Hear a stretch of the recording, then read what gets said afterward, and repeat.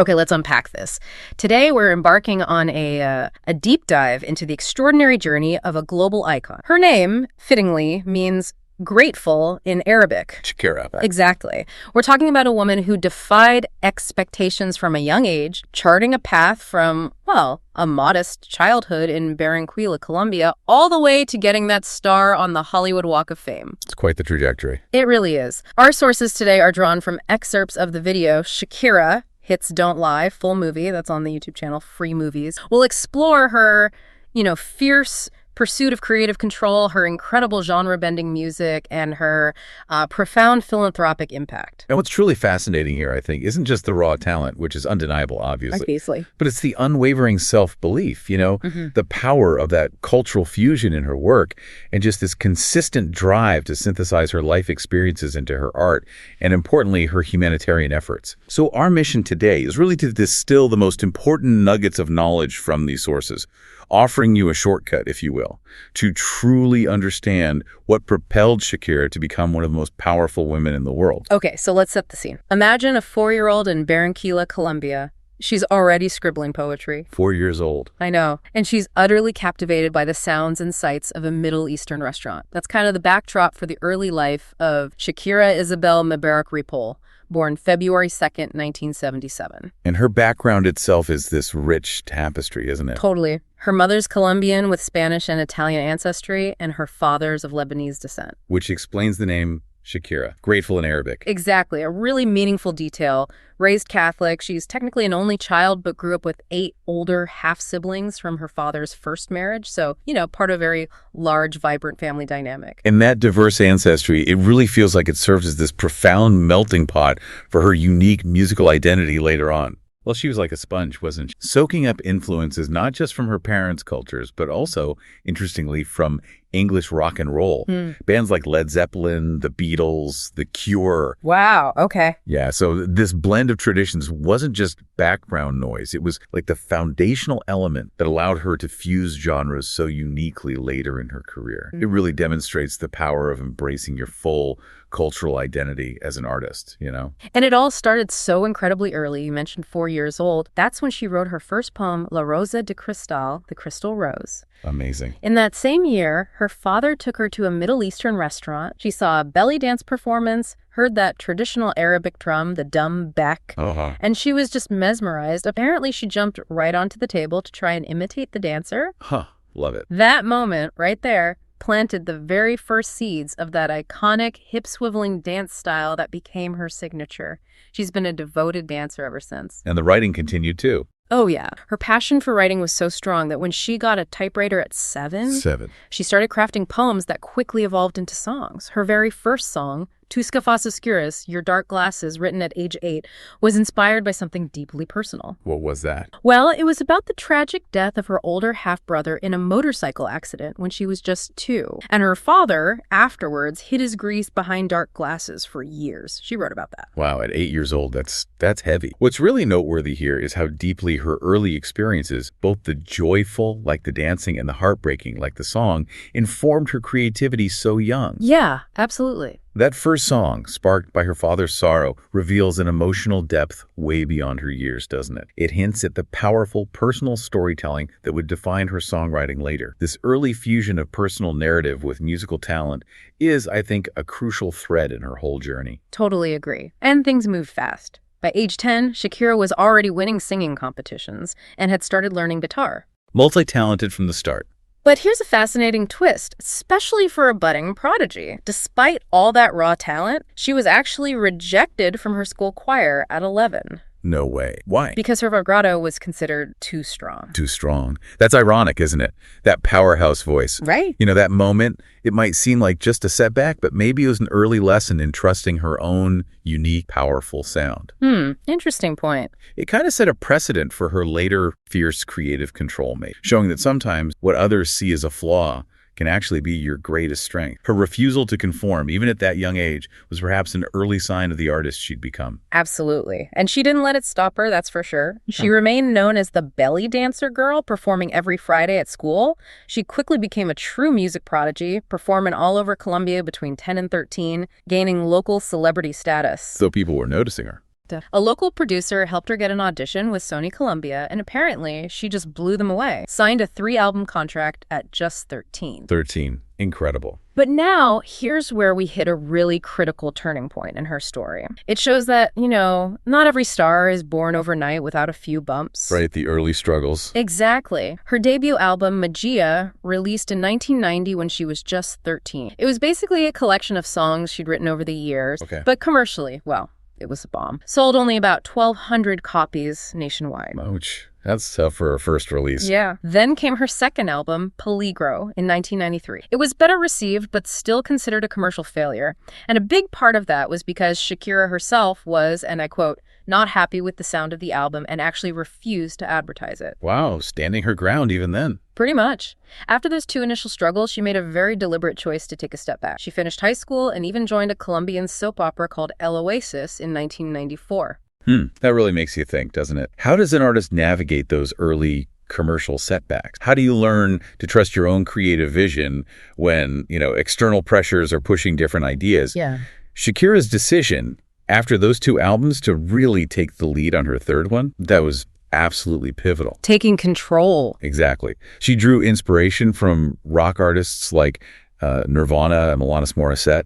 She asserted control over every aspect of the production, meticulously perfecting her vocals and practicing what would become her hallmark, complete creative autonomy. And that commitment to creative control really paid off, didn't it? Big time. Her third album, Pies Descalzos, Bare Feet, released in 96, ended up selling over 5 million copies. Wow, what a turnaround. This album truly solidified her trademark sound, that powerful blend of Latin rock and Arabic music styles.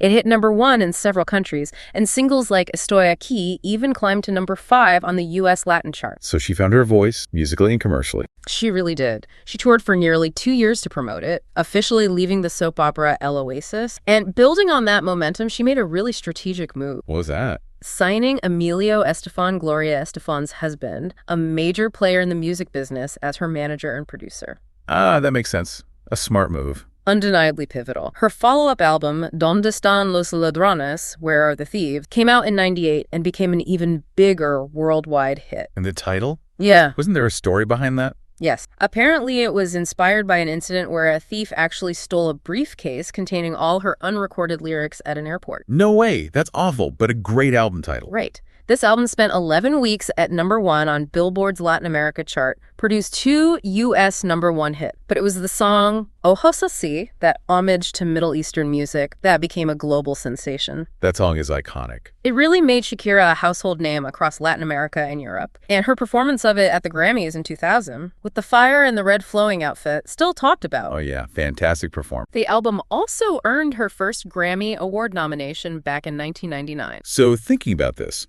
what does all this success signify for her next big step? That audacious leap into the English-speaking world and, true global superstardom. Well, it speaks volumes, I think. It's a profound testament to her belief in her own artistic vision and, crucially, control. Remember when Gloria Estefan offered to translate Ojos Así into English? Yeah. Shakira consciously decided, no, I'm going to learn English until I'm confident enough to dominate the language myself. Wow. This wasn't just about language proficiency. It was about maintaining complete creative ownership. She didn't want to just record songs by other writers. That deep commitment to authenticity and self-reliance was absolutely key to her successful crossover. And she laid the groundwork strategically, didn't she, with that MTV Unplugged performance in August 99. Right, the channel's first Spanish broadcast. Yeah. Huge deal. That live album topped Latin charts and won her a Grammy for Best Latin Pop Album. And around this time, she also decided it was time for a new look, famously dyeing her long brown hair blonde. The blonde bombshell era begins. Pretty much. Then came the absolute game changer. She co-wrote her breakthrough English hit Whenever, Wherever with Gloria Estefan, released in 2000. And boom, instant star in the English-speaking world. Almost overnight, yeah. The video for that song, everyone remembers it, right? Her dancing everywhere, beach, mountain, desert. Iconic visuals. Her album, Laundry Service, released in 2001, debuted at #3 on the U.S. Billboard 200, selling over 200,000 records in just its first week. Huge numbers. But looking at this from a wider angle, it's fascinating how, even with that massive success, She faced criticism, didn't she? She did. Yeah, some critics mentioned weak English writing skills or said she was lost in translation. And even some of her loyal Latin fans were apparently not thrilled, feeling she was maybe focusing too much on pop over her rock roots. Interesting. The challenges of crossing over. Exactly. It highlights that challenge for a global artist, navigating different cultural expectations and fan bases simultaneously. Yeah.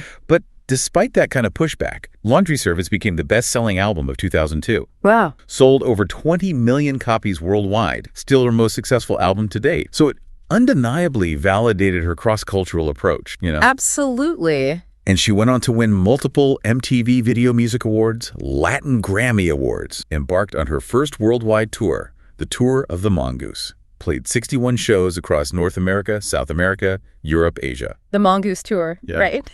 After a well-deserved break, she came back with Fishana Oral Volume 1, an all-Spanish album, in 2005. Which also did incredibly well. Yeah, debuted at number 4 on the Billboard 200, sold over 2 million in the U.S. Its lead single, La Tortura, featuring Alejandro Sanz, was massive, and it made her the first artist ever to perform a Spanish-language song at the MTV Music Awards in 2005. That was a significant moment. Then its English counterpart, Oral Fixation Volume 2, followed later that year. Initially, sales were a bit slower, but then came the reissue in March 2006 with the bonus track that just changed everything, Hips Don't Lie. Ah, yes, the song everyone knows. Hips Don't Lie, featuring Wyclef. It just shot straight to the top of the singles chart, became her first #1 single on the Billboard Hot 100. Her very first U.S. #1. And reached #1 in 5 other countries. The video, of course, showcased those signature belly dancing skills at their absolute finest. Undeniably. Won Best Choreography at the MTV Awards, too, right? Yep. 2006 VMA. Then she embarked on the Oral Fixation Tour, playing over 100 shows on 5 continents, including, get this, a free concert in Mexico City for over 200,000 people. Wow, setting records. Set a record for the highest concert attendance in Mexican history. And the collaborations kept coming. Beautiful Liar with Beyoncé in 2007. Great track. Earned a Grammy nomination. And the esteemed author Gabriel Garcia Marquez himself requested her to write 2 songs for the movie Love in the Time of Cholera in 2007. One of them, Despedida, got nominated for a Golden Globe. Incredible respect from a literary giant. Beyond the music, though, her impact stretches even further, doesn't it? Intertwining her art with her deep humanitarian passion and her public role. Definitely. And it's worth noting that fascinating, sometimes complex intersection of her personal and professional boundaries. Remember Antonio de la Rua, her then fiancé? Yeah, her manager for a time. Well, he was instrumental in her business success. Notably, helped her secure that huge 10-year, $300 million contract with Live Nation in 2008. Wow, $300 million. Which, according to Forbes, solidified her as the 4th top-earning female musician in history at the time. But their personal separation in 2011 led to a pretty significant lawsuit from him for $100 million. Oh, right. I remember hearing about that. Yeah, it was ultimately dismissed. But it really highlights how complicated integrating personal and professional relationships can be at that level of fame and business. Yeah, no kidding. But that business acumen, combined with her global appeal, was undeniable. In 2009, she performed at President Barack Obama's inauguration. A huge honor. And then came the song that really sealed her place in global pop culture in this new, unprecedented way. Waka Waka, this time for Africa, in 2010. The World Cup song. Featuring Freshly Ground, became the official song of the 2010 FIFA World Cup, an absolute international smash hit, and the biggest selling World Cup song of all. Everyone knew that song. Still do. She performed it at both the kickoff and closing ceremonies, truly becoming a global ambassador. Her album Sail El Sol, released in 2010, mostly in Spanish, continued her worldwide success with hits like Loca and Rabiosa. Keeping that connection with her Spanish-speaking audience strong. Exactly. And then, for arguably her greatest breakthrough into the American mainstream, beyond just music, she became a judge on the TV show The Voice. Right, seasons 4 and 6. This wasn't just about judging singing. It was a platform where her engaging personality, her wit, her deep musical knowledge really shone through. People saw more than just the music and the dancing. It made her incredibly relatable to a broader U.S. audience. That visibility on The Voice, it was a masterstroke, really, in personal branding. How so? It allowed the public to see her multifaceted intellect and charisma beyond the stage persona. It humanized her image, showcased her as an expert, not just an entertainer. But she did take breaks, didn't she, to focus on family and her own music. She did, and her personal life was blossoming alongside her career during this time, too. She started dating the international soccer star Gerard Piqué in 2010. Met during the Waka Waka video shoot. Right? Yeah, that's the story. They publicly revealed their relationship in 2011. They welcomed their first son, Milan, in 2013, and their second son, Sasha, in 2015. And for Sasha's birth, they did something quite unique with UNICEF. Yeah, the World Baby Shower. It was a huge success, raising funds for over 130,000 vaccines and other essential goods for children in need. You know, that World Baby Shower initiative, it really speaks volumes about her integrated approach to fame and philanthropy. It wasn't just like a publicity stunt. It was a clever, accessible way to leverage a personal milestone for global good. It demonstrated a real commitment to using her platform for tangible impact, beyond just, writing a check. Exactly.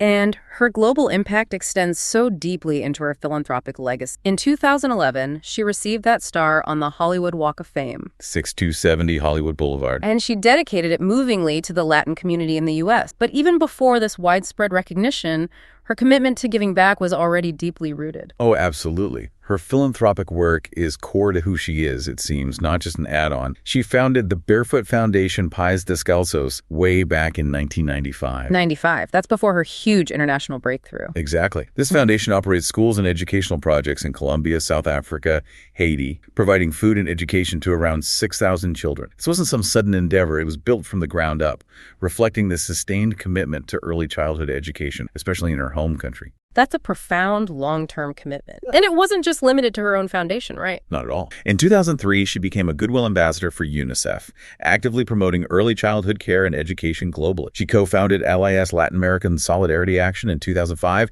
She even collaborated with the World Bank in 2010 to advocate for early childhood development. So moving into policy and advocacy, too. Definitely. Her influence truly extended into policy and public discourse. She was honored at Oxford University, where she gave this powerful speech emphasizing the importance of education. And in 2011, President Obama appointed her a member of the White House Initiative on Educational Excellence for Hispanics. Wow. These actions clearly show her strategic approach to philanthropy, moving beyond just funding to actively shape policy and advocate for systemic change. It's reported she consistently donates around $55,000 to charity each year herself.